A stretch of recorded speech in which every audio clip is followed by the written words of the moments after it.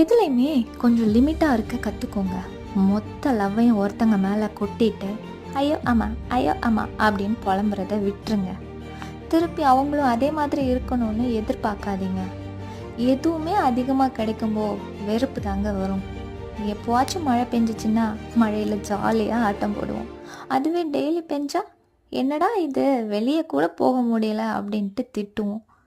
அதிகமாக நாம் கொடுக்குற பாசம் அது போல தாங்க ஒரு நாள் வெறுப்பாக மாறிடும்.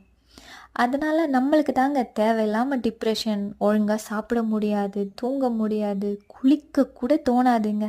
நம்மளுக்கே நம்மளை பார்த்தா கன்றாவியாக இருக்கும். தேவையா நம்மளுக்கு இது?